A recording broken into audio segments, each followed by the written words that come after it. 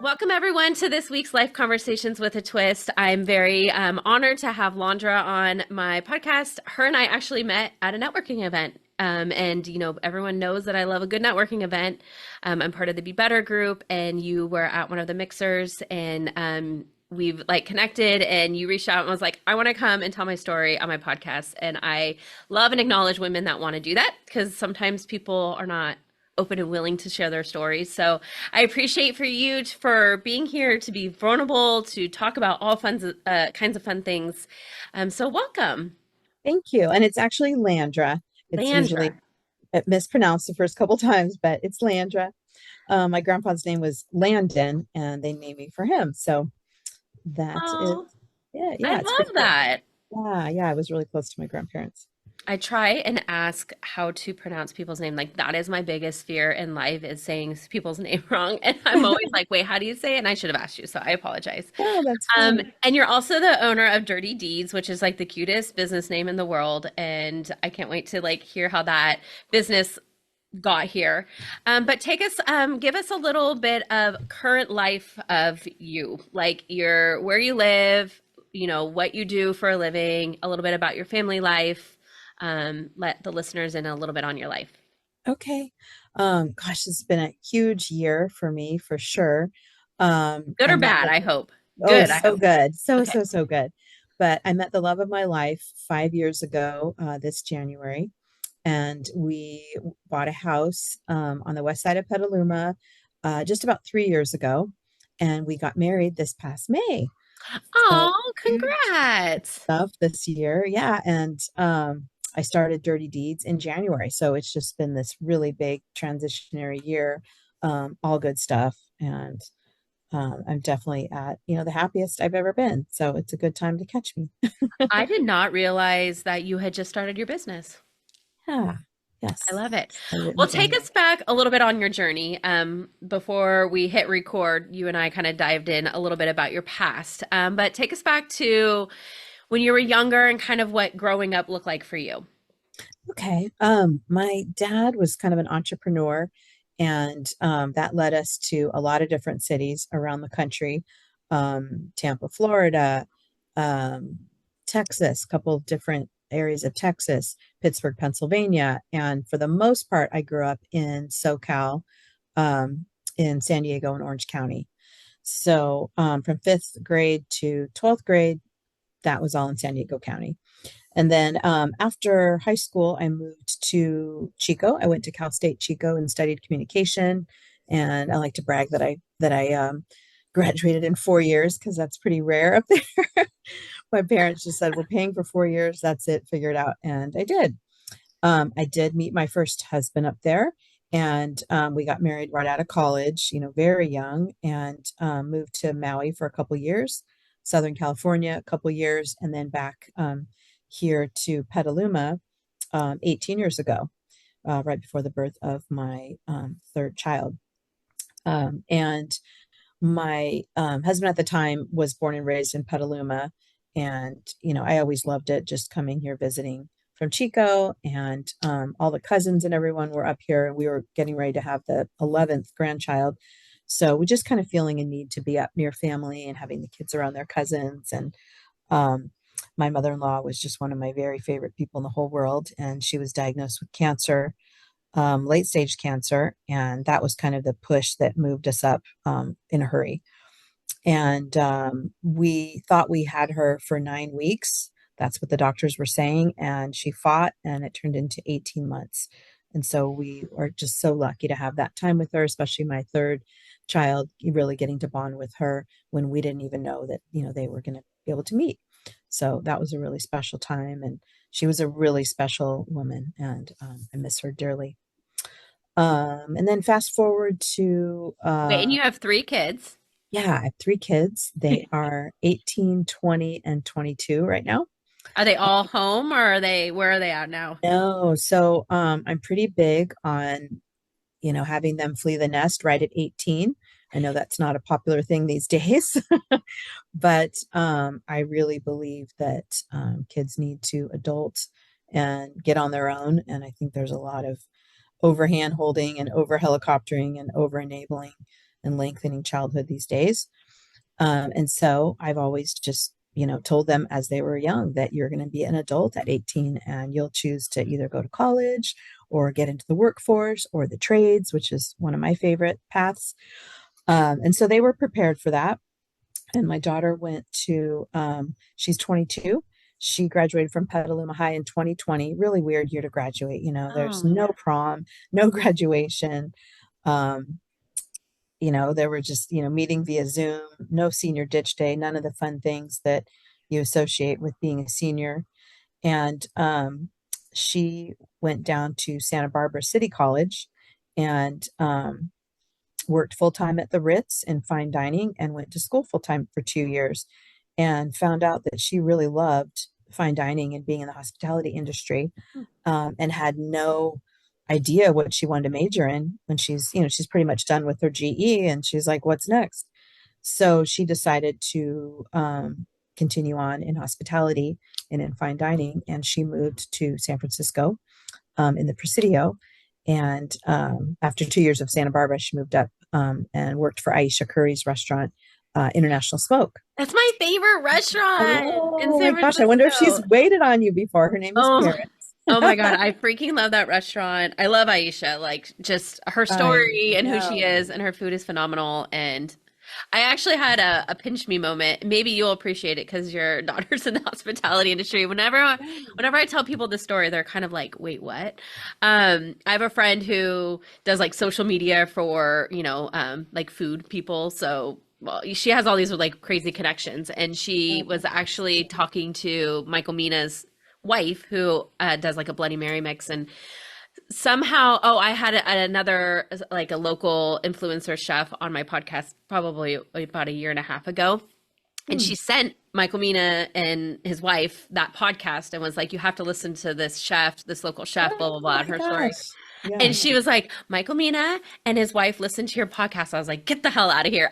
Oh, it's so great. Yeah. And just yeah, for those who don't know, Michael Mina teamed up with Aisha Curry to make International Smoke, and that's kind of their baby. So it's pretty neat to have his name on it and have her be involved in it as well.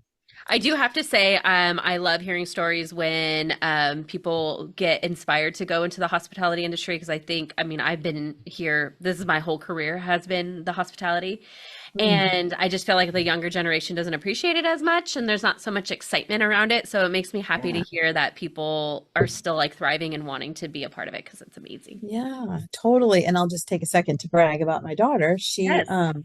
she was listed by name in over 50 Yelp reviews in her 2 years that she worked there. It's So like amazing. insane. Yeah. And she was always top in sales. She was the youngest hired and the least experienced, even though she had 2 years under her belt at the Ritz. She was the least experienced ever hired there. So it's pretty cool.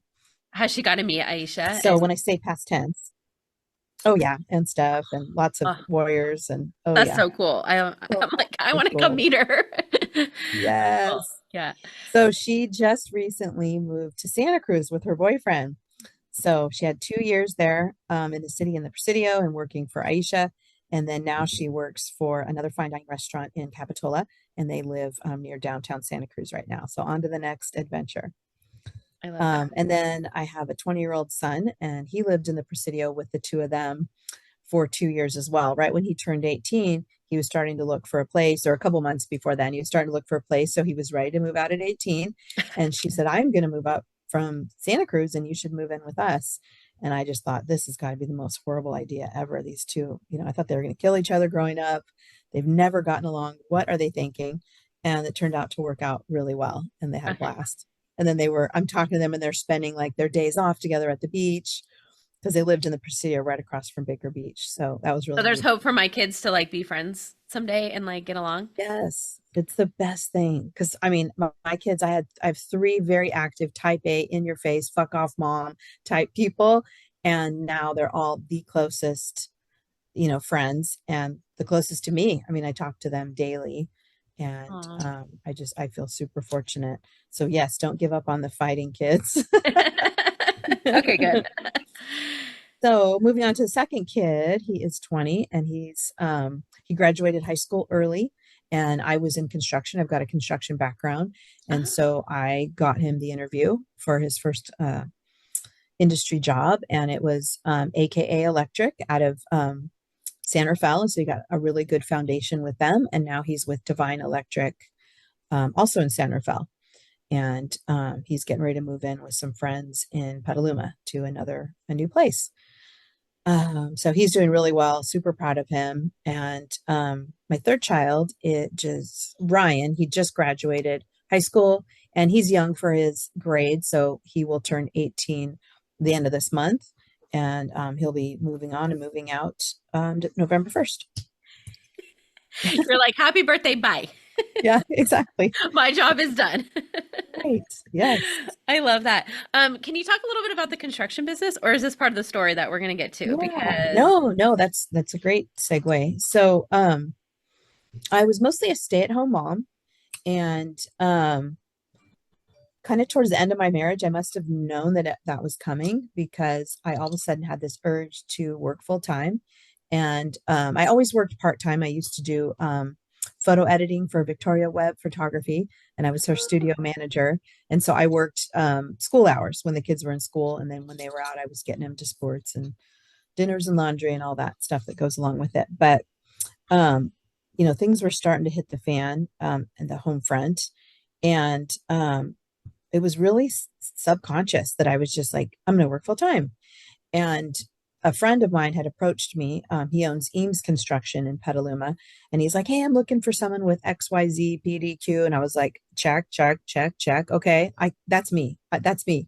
Me. You're looking for me. And he's like, are you serious? You'd come work for me? I said, yeah. And he goes, okay, well, we need to talk like tomorrow. So come down. Let's have a discussion. We'll go over the job. And if you're serious, like, I want you.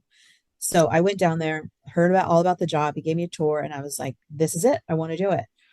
And so I started working for him. And 5 months later, my ex-husband and I separated. and how So old were your kids at that point? um, I think 9, 11, and 13, I Okay. guess, around there. So teenagers, like Uh, becoming yeah. teenagers. Really, really hard ages for sure. Yeah. It's not a deal for any kid to go through. And I think that's why I held off so long to set the boundaries that ended up ending my marriage. How long do you think? I mean, this was part of your story that we were talking about diving into a little bit.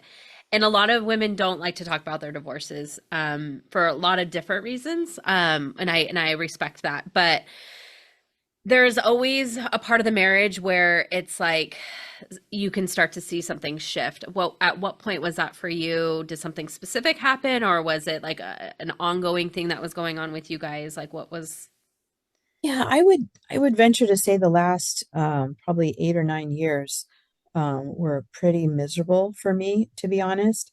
And I come from a very strong um, Christian background, might be kind of a fundamental, kind of an extreme background.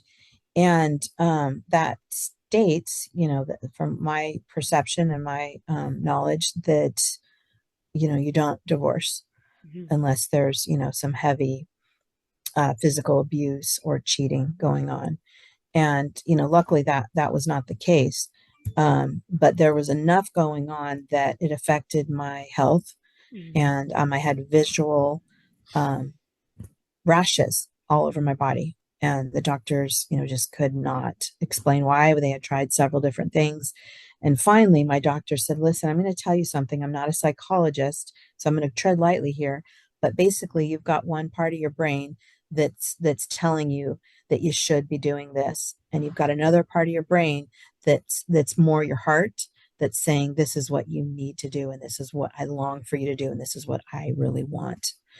And until you um, reconcile those two voices, this rash ain't going nowhere. And I Wow. was just like, oh my gosh. And I just thought this is some voodoo stuff. I don't know if I agree with this. This sounds Did you weird. think at that time that it was the marriage that was doing that? No, Yeah. no, it didn't occur Huh. to me at all. Yeah. So then I got I forget the word, just I got that reinforced idea about 4 or 5 times in the next 2 weeks. And the last time was a friend that said, hey, listen, I know we don't talk very often, but I feel this need to meet with you. So I met with her and she's telling me, hey, you need to set these boundaries. I can see a cloud over you. I can see something's going on. You don't talk about it with anyone. I certainly don't know about it because I don't know you that well, but I can see it. And it's very visual, this kind of cloud that is over you. And I'm guessing it's your marriage. And I said, yes. And I shared with her some things that were going on that I was not happy with. And she said, you need to set boundaries to put a stop to the things that you're not happy with. And I just said, oh, if I set those boundaries, it's going to end the marriage. I'm going to fuck up my kids, all these things that I've been taught my whole life. And so I had this tremendous pressure of everyone else's well being except my own. And she looked at me and she pulled off her wig and she said, I am in stage 4 cancer because I did exactly what you did. What's it going to take for you? Wow. She's like, this little rash, that's cute. Wait till it progresses and it's more. What's it going to take? And so that was enough for me. And I really had that in my head that, gosh, I got to do something. I got to do something. I got to do something. And this is the first time that I understood what my medical doctor said when she said, you've got to reconcile those two voices, because I just thought it sounded like some kind of, woo woo bullshit that didn't really resonate with me. So it finally hit me. It took, 4 or 5 people talking to me and convincing me of this. And she was the final one. So I really was getting ready to set these boundaries. And then this incident happened that involved my ex, and it was so horrible. And it was in front of me and in front of the kids. And it was some kind of a breakdown of sorts. And that was like, okay, I convinced myself I was going to set these boundaries. I didn't. And here I am. So if I didn't know last week, now I really know. And so I sat down with these boundaries and said, these are the boundaries. You want to stay in here? We can stay a couple. If you're outside these boundaries, I'm not going to divorce you. I'm not going to split up this family or mess up these kids, but we will not be a couple. I will let them know. And in the meantime, you need to move upstairs until this all gets ironed out. And so these boundaries were agreed upon and never followed. And I had said, you have 30 days to make some progress on these, and there was zero progress. So at the end of 30 days, I said, I'll be talking to the kids and telling them that we're no longer a couple, that we love them, and that we're not divorcing, and we'll be staying in the same house. And he said, you go ahead and tell them. I said, let's meet at 5 p.m. tonight. And he said, you go ahead and tell them whatever you want. I will untell them later. So I was the only one that showed up at 5. I told the kids we had a family meeting, and I explained to them that we're no longer a couple. Your dad's going to live upstairs. I'm going to live downstairs. We're still a family. We still love you. We'll still do things together, but this is the difference. And they really had a hard time, especially the younger two. And that just made me feel even worse. And, they cried and I cried, and they had lots of questions, and I answered them, as age appropriately as I could. But I did not badmouth their father at all.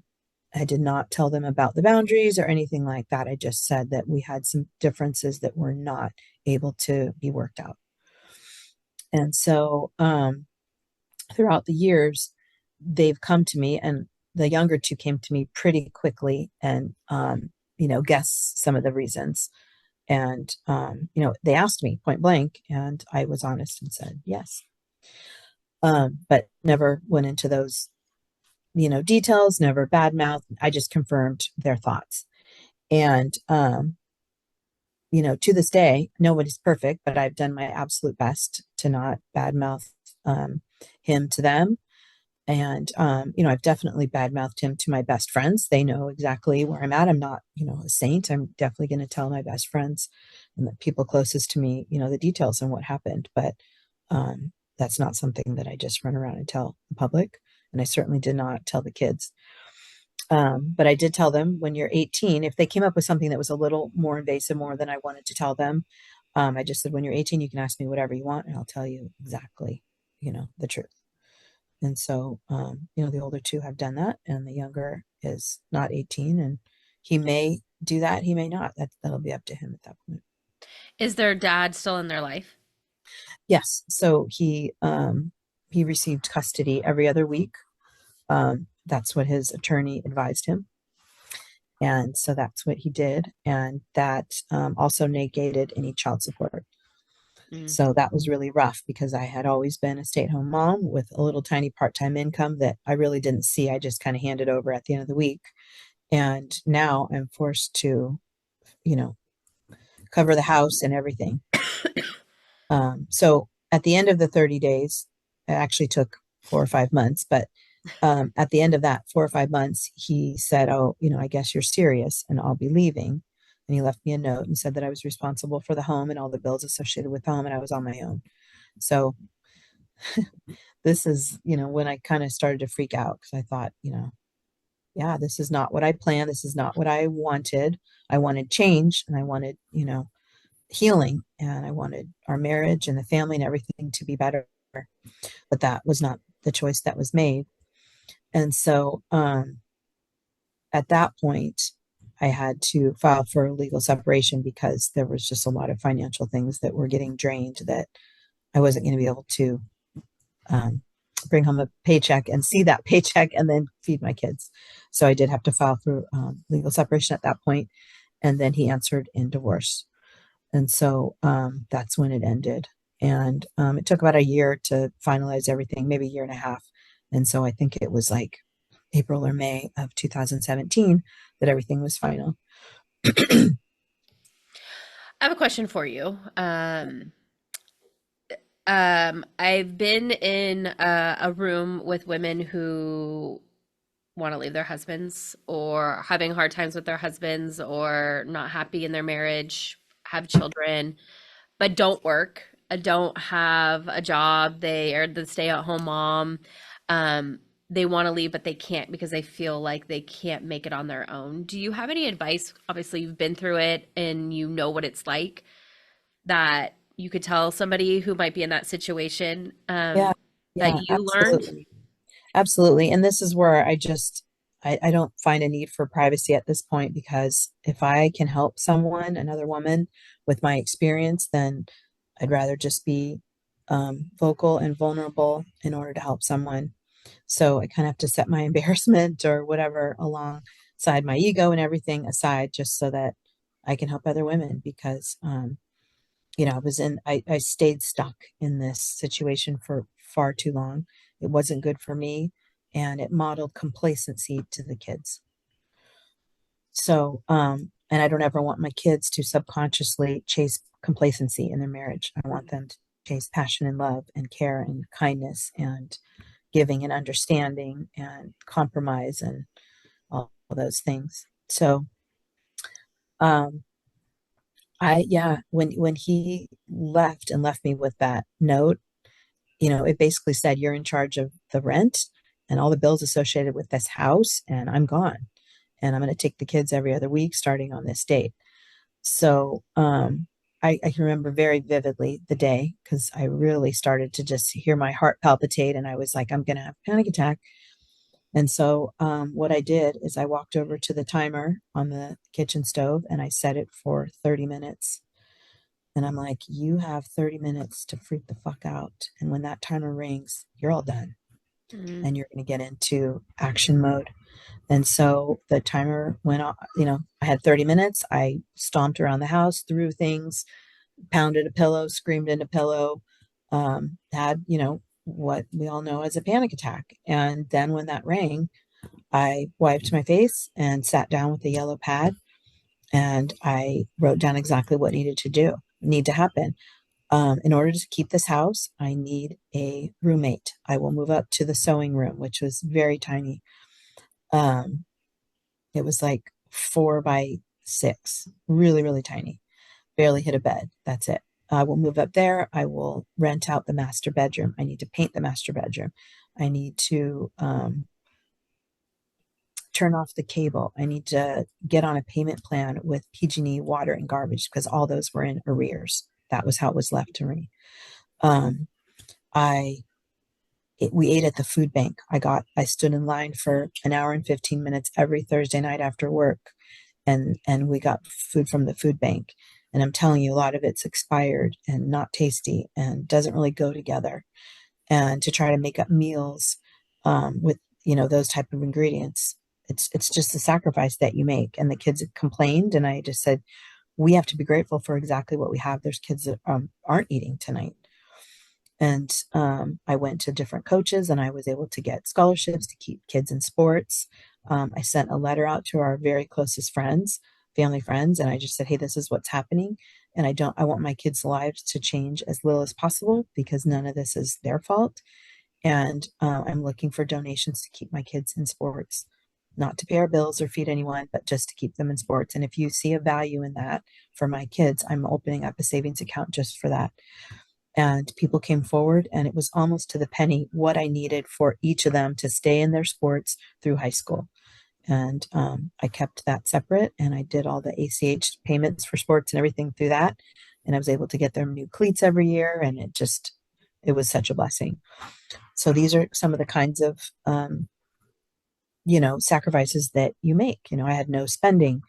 I traded massage for everything. I must have been doing a massage 2 or 3 nights a week. And I was trading it for my hair, the kids' haircuts, food sometimes. I traded it for all kinds of things. And it was luckily a certified skill that I have.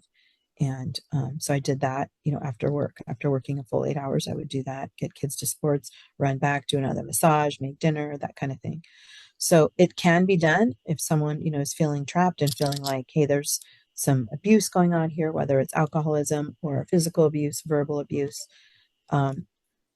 anything that they feel like in danger, that they need to get out of this, and they're not a breadwinner. Also, usually, if there's money involved, the husband would be required to pay for attorney expenses for both of them. And that didn't happen in my case. Unfortunately, I did represent myself while he had an attorney, so that did make it rough, but it is doable, and I did do it. They don't So, have like, you know how Sonoma County has resources for everything, like small businesses, like you name it, they have it. But there's not one for this specific no, no, thing. I could murder someone and get a free lawyer, but I'm wronged. I lost, someone walked out and said, divorce, Mhm. and I don't have any help. And I went to legal aid, and I made $55,000 a year back then. That's nothing. You cannot feed 4 people on 55,000 a year, but that was too much money in order for me to get any help from legal aid on just filing basic divorce papers. Mm. So yeah, Our it's system, really and sad. that's one of the things during that session with these women that I'm like, there's just no resources for No, women, which is what keeps them in these marriages, keeps them in this household, in yes. these awful environments. Their mental For health is them, messed the up. kids, Like yes. there's just so many things that happen, and that it's like it just sucks. I mean, I always want to cure and figure out solutions for everything. That's one beast one. If anyone's listening and wants to take that on, I think that you would have a huge market for it because I was very surprised in being in a space of women who are going through some really hard things with their spouses that I'm like, they should not be in that environment, and their kids definitely shouldn't be in that environment. Absolutely. I a lot of the points that you made why you left, like, your kids being in a healthy relationship, seeing a healthy relationship, seeing their mom and their parents happy. I think that was super important. I've been divorced as well, and that was one of the things that I got to a point where I was like, I don't feel like myself. This doesn't feel like the life that I want. And I had littles, like my kids were 5 and 2. Mhm. And everyone's like, you can't leave him, like you're gonna mess up your kids. And I mean, I'm sure like we can mess up our kids in any situation, I feel like, Sure. but for me, it wasn't worth it to be miserable and for them to see their parents in a relationship that wasn't thriving. They're destined to repeat that too. Yeah. There's so much subconscious stuff that goes on that we're not even aware of or in control of sometimes. So when you got the construction job, was that after the divorce? And I just mean destined to repeat that if you stay in that. You know what I Totally. mean? Yeah. Yeah. Yeah, that's what Yeah. I mean. I'm sorry, what was your question? You said you got into construction. Was that after the divorce? No, that was the job that was 5 months before Oh, okay. the incident that culminated the divorce. So yeah, he came to me, was like, "Hey, do you know anyone with these things?" And I was like, "Me." So I had just started my career basically because I wouldn't even call, working in in Victoria's studio as part of my career. That was really just fun creativity and, to kind of help pay the bills. So this was actually, okay, I'm going to do this by myself. I need to build this. And so that was kind of my springboard.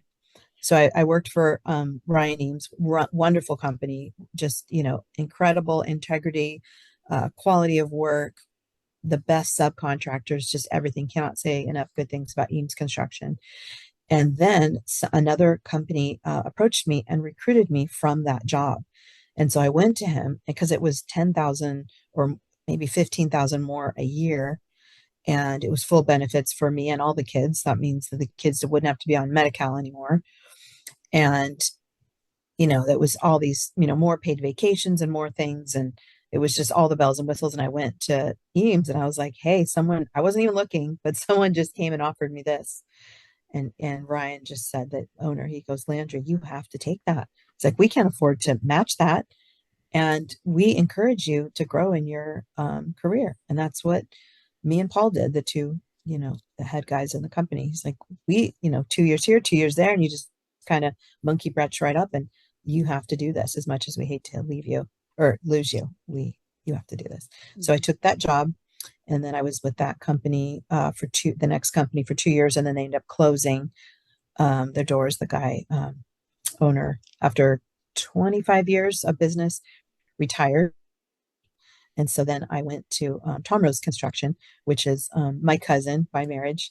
And I was like, okay, cousin, the stars are going to align. We may be able to work together. And he's like, oh, great. I don't have a position right now, but I'll create one. What do you want to do? I want you to do exactly what you want to do, because you're going to be the best worker if you're doing what you want to do and you're satisfied in your job, which, what a concept, right? Yeah. And so, yeah, he and I built this kind of position, and, it's called project coordinator. And so I got to learn and grow and do much more than what I had been doing kind of behind the scenes in the construction office. So I got to be on the job sites and dealing with all the subcontractors and all of our staff, and being, with the super. And, I've done everything from running a chainsaw to, running and picking up materials, or meeting a subcontractor on the job site and telling him the scope of work and going over, what we had in mind quality wise and everything. So I really got, my feet wet in construction the most with this job. And I was there 3.5 years, and was just recently laid off at the end of last year, because we had two jobs that I was going to straddle. I was going to do 2 days in the country and 2 days in the beach. And I always worked Monday through Thursday. Thank God. I worked 4 9s and would have Friday, Saturday, Sunday with my kids. And so we had these two jobs that I was going to straddle. And Billy's like, guess what? We lost both jobs. Well, first, I'm sorry, we didn't lose both. We lost one job. The owner's not even calling us back. We don't know what happened. We've been working on these drawings and the bid and everything for 9 months, and he's just MIA.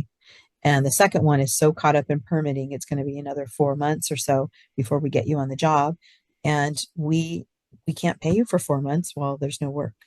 And I was like, yeah, that's the nature of construction. I get it. And so I went, I was going to go home. I was going to text my boyfriend at the time. And I thought, you know what, let him finish out his day. And so I came home and pulled out my trusty yellow pad again and made a list and was like, you know what, I'm not going to go back to work for anyone ever again. This is my idea. This is what I want to do. And I started this whole business plan on this yellow pad all day long while I was waiting for Chris to come home from work. And it was organizing. It was professional organizing. And I do still do that. Dirty deeds. I still organize. Last week I spent 2 8-hour days organizing an east side of an attic. And then on the other side of the house, I have a west attic. And we did both of those. They were 2 8-hour, very intense days. So I still do that. But I would say the bulk of my business now, probably 75% or more, is affordable staging. And so the company just turned from organizing to more affordable staging. So I kind of do both. But that's how I got the name. I was just organized, clean, dirty. What can I think of? And I just was kind of writing. And then all of a sudden it hit me. I was like, oh, that's my name. That's it. I love it. Did you always have a passion for like organizing? Yeah, if you I like feel think like back and like you always had your house was all organized, like you loved it?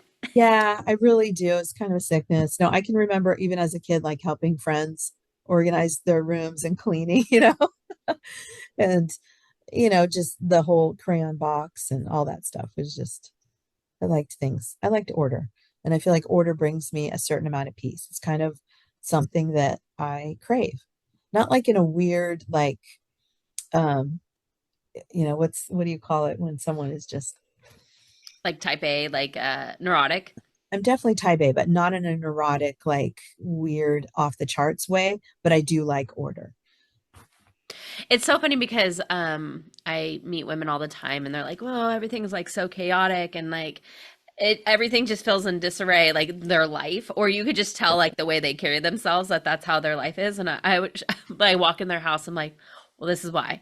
Like if you actually had your house like in order and like Um, things were clean, like it totally changes things. Like I notice if I walk in my house and it's like crazy, like the kids just got home and there's shits everywhere, and I walk in and I'm like, it's like panic attack. But if you walk into like a clean house and everything's like put away in its spot, it's like, and if mama ain't happy, nobody's happy for sure. right. I always made my kids make your bed. So I'd be like, okay, wake up. You guys have 10 minutes. In 10 minutes, I'm going to yell again. Then you need to get out of your bed. You need to make your bed, get dressed, and come down for breakfast. And that was always the three things. And they used to be like, why do I have to make our bed? It's so stupid, whatever. But now, if you follow the most successful people, on social media and, Chris Willix and Tony Robbins and all these guys, they're all saying, make your bed. Yeah. I literally, because I always wake up before my husband and get out of bed. And like if I leave for the day and he's still in the bed, I want to be like, can you get out so I can make the bed? Because I want to know when I get home later that the bed's made. He's gotten better. He does make it. It's just not as like tight and clean, like, Yes. So you the remake way it. No, just kidding. I do. I do. It's so bad. I want to go back to thriving, right? Like, so you leave your husband. I just had this conversation today with someone else. You leave your husband basically is like, you figure it out. Here's the house, and you're like, oh shit, how am I gonna get through this? And you kind of just have to cut some things out of your life. Like you won't, you at the time don't have the same lifestyle that you did have, but you kind of go through this motion of like, okay, I just got to get, this is just a season. We're going to get through it. Yes, we have to scale back. Yes, we can't live the normal lifestyle, but like at the end of the day, you figured it out. And like now you're thriving, like talk about like that Yeah. process for you. Yeah. Well, to be honest, it was never thriving prior, and that was definitely one of the big problems. I had kind of mentioned utilities not being kept up and lights being turned off and things like that. Um, that never once happened once he left. Never once happened. My kids never had to go a day without lights or a cold shower or, don't take the garbage out this week because it wasn't paid. And that never happened. I never bounced one single check. I never had one overdraft. It just never happened. And I think in the beginning there was a lot of gift. I think people were really like, yeah, your kid can do this basketball camp for free. We absolutely want him there. Hey, here's this meal. We made a bunch of extra. We just thought we'd drop it off to your family. It just seems like people just come together. Mhm. You spread love and you've got these great, tight relationships that you've dove into and you've given of yourself over the years. It just comes back. I mean, just people just stepped up. And I also think just the universe shows up as well in ways that, we can't even fathom. I Mhm. can remember one day, a friend of mine, I said, oh my gosh, Colin Hay is coming into town. He's going to play at the Mystic. And I absolutely love Colin Hay. He was the lead singer of Men at Work, if people don't recognize the name. But he has his own solo career and he's just so amazing. And the tickets were $50. And that was such an unexorbitant amount. It's like I could never spend $50 on myself. We need food. We need, socks and underwear. And there's no way I could take that luxury and spend $50 on myself. And so I was telling my girlfriend, I really want to go to this. And she didn't really know who he was. So she's like, yeah, I don't see the value, but like, I don't know if you're able to work it out some way. And you seem to always work things out. I'll go with you. And I was like, all right. So then it's like the concert's coming up in like 20 minutes, and I've looked everywhere. No one's selling you tickets for cheap.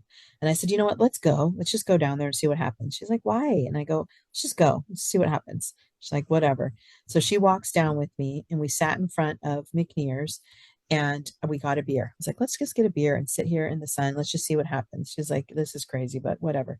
So we each get a beer. We're sitting there, and I'm just crowd, I'm just looking around, just scanning the crowd, like something's got to turn up. I just had it in me, like I'm going to go to this concert. I really want to go. And so this guy came out twice and kind of looked around and then went back in. And the third time he came out, I was like, hey, hey, hey. And he's like, yeah. And he comes over, and I said, I think I heard you tell the ticket booth that you have 2 free tickets. And he's like, what? No, I didn't tell anyone I had 2 free tickets. And I was like, oh, I thought that's what you said. And he goes, well, I'm selling 2 tickets. And I go, oh, okay. And I said, how much? And he's like, well, they were $50 each. And I go, okay, this show's already started. How much? And he's like, I don't know. Why? What do you want to pay? And I said, well, you've got 2 single moms here that couldn't afford tickets. And I'm going to propose $20 for both. And he's like, are you kidding me? You're really going to ask me for $20 for both? And I said, I'm just going to ask. You do whatever you want. And he's like, sold. You girls go in and have fun. And so we went in and had a blast. I met Colin Hay. We have Oh, pictures with our arms around each other. We have pictures laughing. Like it was the most incredible concert. And it was all just a gift of the universe. I had faith. I'm like, let's just go. We'll see what happens. And so many times in my life when I've just taken a step forward in faith and just said, you know what? This is something I really want. I'm going to show up. I'm going to be there. And maybe, just maybe, it'll fall into place. And 5 years ago, I showed up at the Mystic, and that's when my life really fell into place. And I met the love of my life. And it was a complete accident because he doesn't even like live events or crowds. And his friends had kind of drug him there. And I stood right in front of him for the entire concert. I kept bumping into him and hitting him because I was singing and dancing and belting out every word to a Neil Diamond cover band called Super Diamond. And at the end, I turned around to apologize, and he just knocked me off my socks, like just from the way he looked, how he talked, and just who he was. And it's so funny because he was nothing about like my type at that point. I had kind of a type, and he did not fit into that. But I was so 100% just taken aback. I was like, wow, this is it. And in hindsight, it was me recognizing him, like, that's him. And I just thought, this is the most gorgeous man I have ever seen. And I said, hey, let me have your phone. Here's my number. We're going to hang out. And he was just like, okay. And from the next weekend on, we've been together ever since. oh, I love that. See, like that is a point right there that like hard shit happens and like if you can just get through it and like see through that there is a light at the end of the tunnel, like the things that can happen and open up for you are pretty freaking amazing. I mean, you're thriving. Absolutely. Now you're thriving. Yep. Your kids are all thriving and you have a business that's thriving. And you have a brand new husband. And And you I would have to like venture to suck it up to say, get through all the fucking mud to get there. yes, I would venture to say when I made that list, I need a roommate, I need turn off the cable, I need this. I did all those things. I made that list. I did all those things, and I pushed forward and I persevered, and I kept telling the kids, we don't give up. Our family doesn't give up. Mhm. And they saw me do it. They saw everything that I did. And to this day, all 3 of them are just like, Mom, you're a badass. Like you really fought to keep us in all of our same things. You kept us in our childhood home. We did all the same activities. You even took us on vacations every year. And Mom, I don't know how you did this, but you did it. And you're a badass. I just love that name. I was like, okay, I'll take it. I'll Make take me a it. sweatshirt. I love it. With Dirty Deeds, because you do affordable staging, do you do staging for homeowners or do you work a lot more with realtors or like who are your target clients? I really go after realtors because they're usually the people that suggest it. Someone that's selling their home, they're thinking of so many other things, where they're going to move, how Yeah. much they're going to make, how they're going to, declutter and get rid of all this stuff before they move, that they're really not thinking about staging. So I usually do target the realtors. I belong to several networking events that have a lot of realtors. And so that's kind of who I'm going after. There are quite a few homeowners that will get in touch with me to declutter. They say, "Oh, organizer, that's what I need.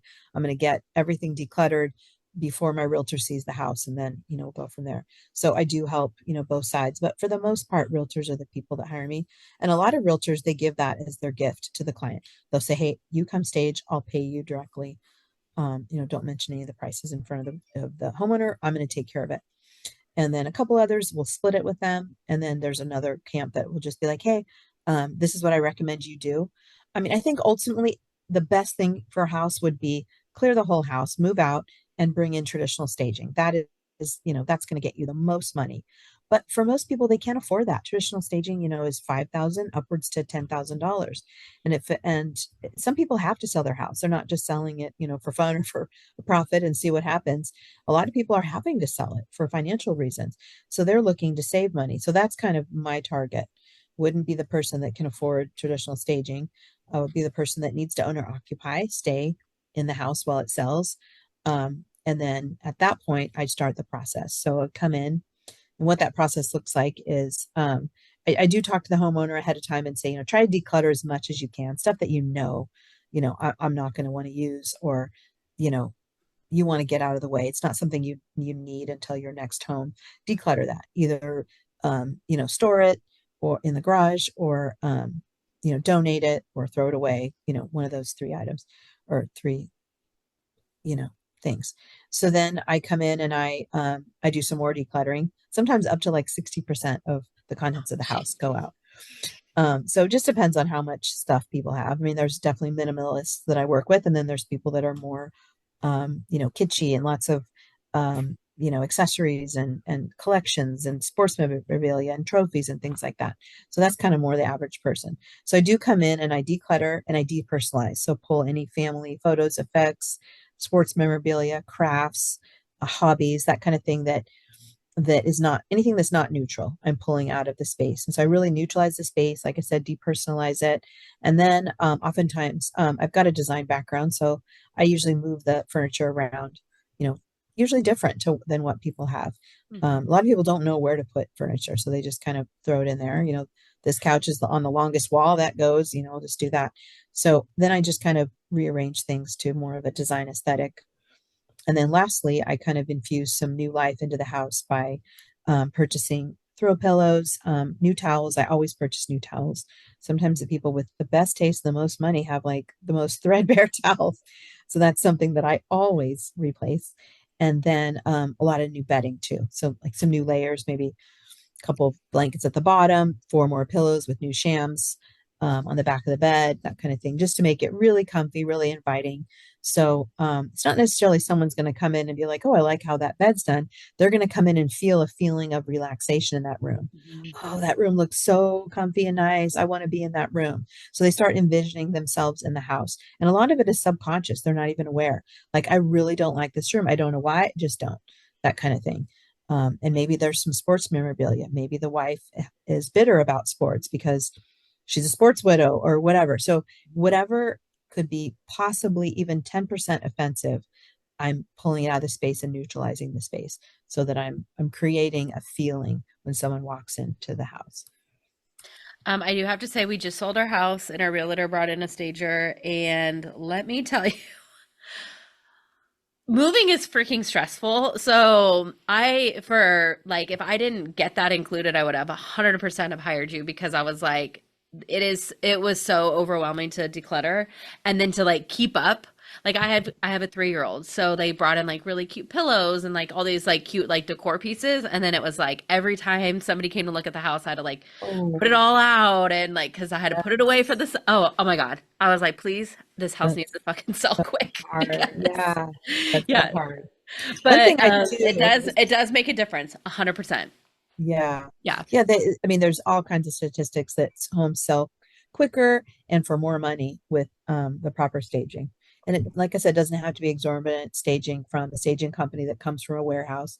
Obviously, that's going to be ideal, Yeah. but I will always make the home look so much better than it did prior and more, sale ready. Yeah. Yeah.